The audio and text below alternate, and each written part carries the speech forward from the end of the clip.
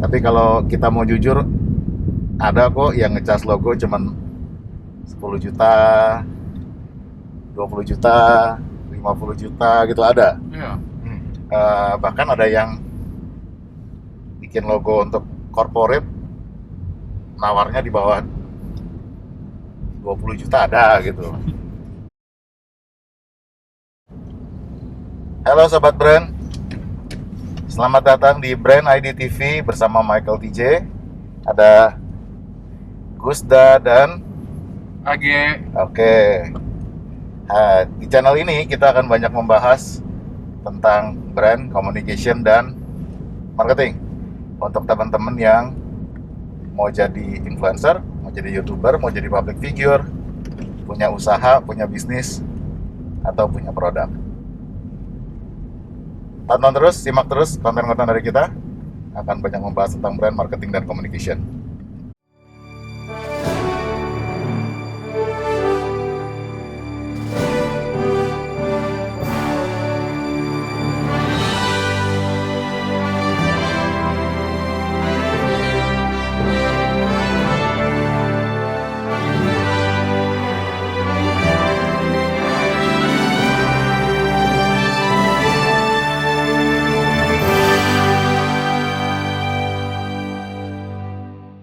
Kali ini kita akan membahas tentang logo. Logo ya, ya? Ya betul, Go. Karena banyak pertanyaan dari teman-teman kita, dari klien-klien, dari orang-orang yang kita kenal. Apakah worth it berinvestasi besar dalam membuat logo? Nah ini banyak yang tanya ya, Daya. Ya. Oke, jadi kita kali ini akan bahas itu. Mungkin pertanyaan-pertanyaannya seperti apa ya, Ge, ya, Daya? Mewakili teman-teman, mungkin pertanyaan pertamanya, kenapa harus bikin logo itu, kenapa harus mahal? Kenapa Itu yang harus jadi pertanyaan mahal? awal. Oke. Eko. Kenapa bisa mahal? Mahalnya di mana sih? Kayaknya gampang gitu kan ya. Oke. Tepat sekali. Jadi kalau ini sekalian sharing ke teman-teman, kalau logo atau brand identity itu, kalau kita pergi meng-hire brand consultant profesional untuk bikin kita punya brand identity, itu biasanya mahal ya. Betul, mahal sekali kadang-kadang. Nah, patokan harganya tidak ada yang definitif. Jadi berkisar antara 100 sampai 200 juta atau bahkan sampai berapa ratus miliar Ya, rupiah. Jadi gapnya sebegitu luas, jadi sangat luas. Kenapa bisa mahal? Tadi pertanyaannya. Iya. Balik lagi kita ke masing-masing brand kita. Apakah perusahaan kita, brand kita, atau jasa kita yang kita mau buat logonya ini, kita buat brand identity-nya ini, punya pangsa pasar yang besar? Atau apakah yang kita mau bikin ini masuknya brand internasional atau lokal atau UMKM? Itu kan banyak sekali ya klasifikasinya. Kita kembali lagi ke kebutuhan dan kesanggupan ya, kemampuan kita. masing-masing. Tidak bisa kita patok harus ke brand konsultan profesional ya. Kita sebagai brand konsultan sih senang-senang aja ya kalau dibikin seperti itu. Jadi, Dan mungkin pertanyaan yang paling mendasar buat orang-orang itu juga, sebesar apa sih yang harus kita keluarkan untuk sebuah logo yang emang bagus menurut kita? nah, betul. Mungkin lebih tepatnya berapa sih harganya ya, Ya. kalau mau bikin logo gitu. Mhm. Tapi dari sisi brand consultant kita akan ngomong, ketika kita mau bikin brand identity, yang paling penting itu adalah logo kita, brand identity kita itu bisa mewakili value dari brand yang kita mau bikin. Apakah nanti yang dikerjakan itu hasilnya bisa mewakili value brand kita, bisa menjawab kebutuhan dari konsumen kita. Itu logo yang baik, itu adalah logo yang bisa mewakili value brandnya dan diterima oleh pasarnya. Betul. Jadi kalau ditanya yang bagus apakah yang mahal atau yang murah? Iya.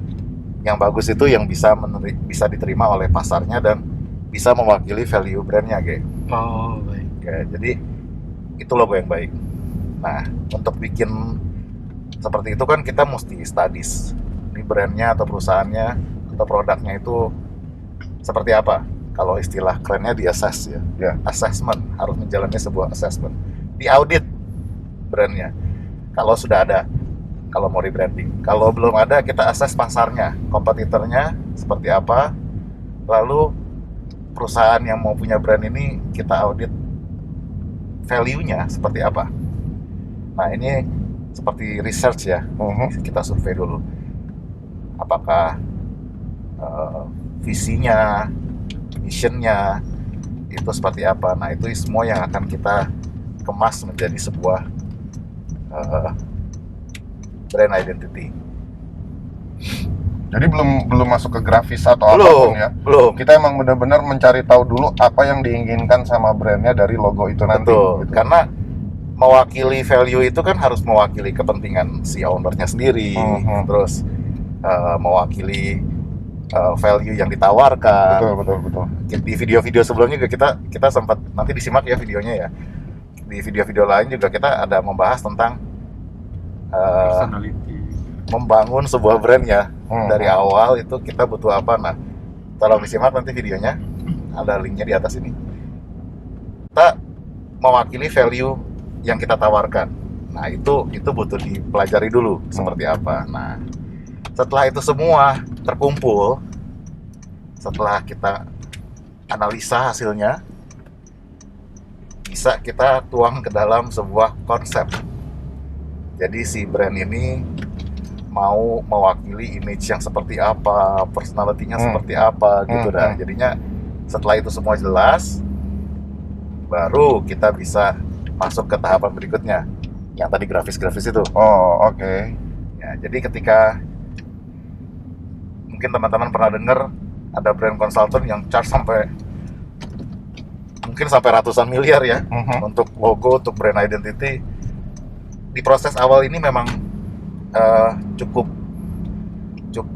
detail, cukup memakan waktu, cukup menggunakan resources yang besar juga. menggunakan resources yang besar. Jadi ada belanja modal yang dikeluarkan di awal untuk assessment dan segala macam ini yang cukup costly.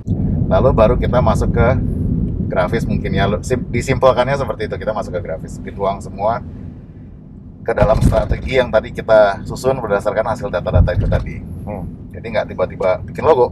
Gitu. Jadi Gimana kalau misalnya sekarang ada beberapa website yang bikin logo-logo murah dengan mungkin ada yang sampai $5 per logo. Waduh. Dari sudut pandang Koko gimana? Oke. Kalau kita ngomong yang $5 ya nggak salah sih. Kalau kita mau ngomong pilihannya juga, selain tadi kita ngomong brand consultant ya, range-nya kurang lebih segitulah pasarannya. Tapi kalau kita mau jujur, ada kok yang ngecas logo cuman 10 juta, 20 juta, 50 juta gitu ada. Iya. Bahkan ada yang bikin logo untuk corporate nawarnya di bawah 20 juta ada gitu. Ya, itulah kenyataannya. Tapi itu ada. Jadi kalau tadi mau ngomong website yang cuma $5, ya kita kembalikan lagi kebutuhan dari perusahaan atau brand yang mau dibikin itu apa. Apakah mereka nyaman dengan layanan yang $5 tadi, karena pasti yang $5 itu nggak ada assessmentnya, Iya. nggak diaudit dulu. Ini perusahaannya mau bikin apa gitu. Betul. Pasti dia cuman briefnya begini, ya udah dibikin aja, udah jadi langsung. Nah, jadi kayak waktu zaman kita kuliah dulu loh, dapat ada bikin logo nih buat restoran ini gitu kan, kita nggak nanya-nanya dulu brandnya mau ngapain gitu kan. Kita main bikin logo aja, bahkan bonus slogan lagi dulu zaman kita kuliah gitu kan. Iya juga ya. Nah, jadi Mungkin. itu nggak keluar mungkin di sana. Jadinya ketika cuma $5 ya hanya physical work graphic yang di charge.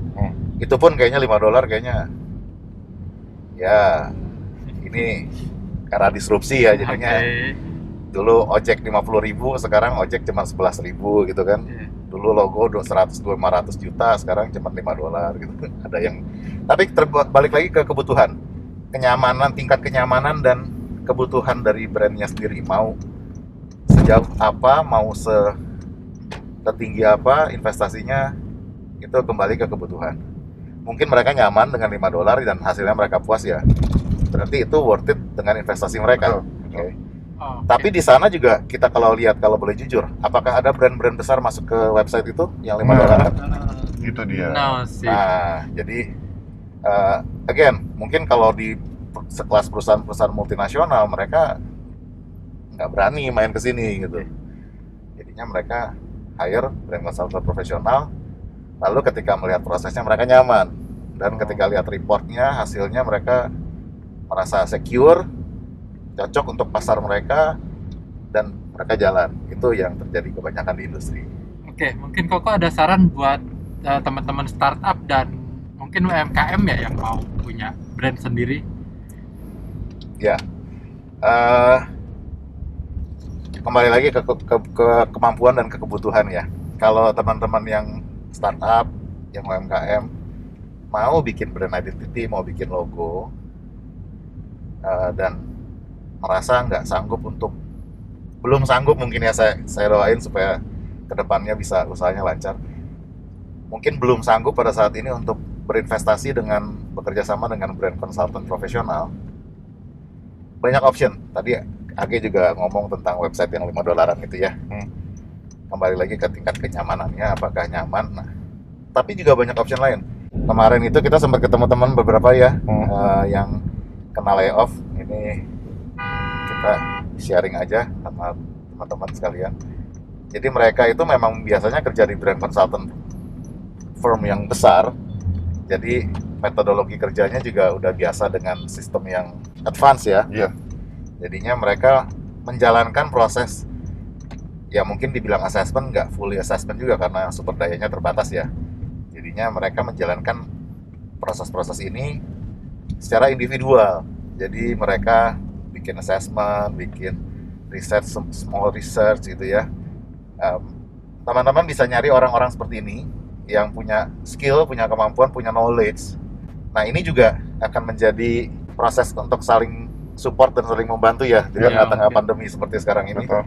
Jadi sama-sama UKM, sama-sama UMKM, sama-sama startup untuk saling membantu yang teman-teman yang kena layoff, jadi bisa memutar roda ekonomi kembali. Hasilnya saya nggak bisa bilang bagus, tapi kalau mereka punya skill dan punya knowledge, mungkin bisa menjawab kebutuhan teman-teman sesuai dengan kemampuan, sesuai dengan kebutuhan. Yang paling penting kalau dari brand identity itu adalah apakah yang dihasilkan itu sudah menjawab value brandnya, sudah mewakili spiritnya brand, value-nya brand, dan apakah itu cocok dengan target marketnya teman-teman. Itu yang paling penting. Ketika itu bisa terjawab, sudah 80% brand identity itu bisa dibilang berhasil. Sisanya kembali lagi kita tekankan, secara konsisten menjalankan brand itu sesuai dengan value yang direncanakan dari awal. Nah, ini yang biasanya susah nih. Iya, betul. Nah, kayaknya gitu, Ge. Oke, Kok. Thank you. Jadi sebetulnya bukan bagus enggaknya sebuah logo itu sangat subjektif ya. Cuma seberapa bisa logo itu, seberapa kuat logo itu mewakili brandnya, menyampaikan visi misinya, value-nya, dan hal-hal lain yang benar-benar mewakili brand tersebut, itu yang kita cari ya. Betul. Nah, itu yang agak-agak mungkin dibilang susah, nggak susah ya, Iya. tapi ini yang sebenarnya mencirikan brand yang baik, brand identity yang baik, logo yang baik. Mungkin sudah menjawab ya, Ge, ya tadi ya. Untuk teman-teman yang mau bikin logo, mau bikin brand identity, silahkan direncanakan dulu apa brand yang mau dibangun. Nah, urusan masalah brand identity-nya atau logonya harus mahal atau tidak, kita kembalikan lagi ke kebutuhan, kemampuan, dan apakah sudah menjawab value brandnya, sudah memenuhi kebutuhan pasarnya, itu kita kembalikan ke teman-teman yang punya sebagai owner of the brand. Masalah nanti mau pakai brand consultant profesional atau mau pakai freelance atau mau pakai website yang $5 tadi, pakai website $5 tadi, apakah itu mau diambil ya kita kembaliin ke teman-teman. Yang penting ukurnya tadi, brand identity yang baik, logo yang baik itu adalah logo yang sudah bisa menjawab value brandnya dan kebutuhan konsumennya. Kira-kira seperti itu. Jangan lupa subscribe Brand ID TV, follow IG kami di brand.id.tv, komentar juga di bawah kalau ada pertanyaan, mudah-mudahan kita bisa diskusikan. Tulis juga komentar di bawah, ada ide ada pertanyaan untuk konten-konten berikutnya ya. Ya. Coba tahu kita bisa jadikan konten untuk menjawab pertanyaan teman-teman. Ada Age, ada Gusda, Michael TJ, signing off.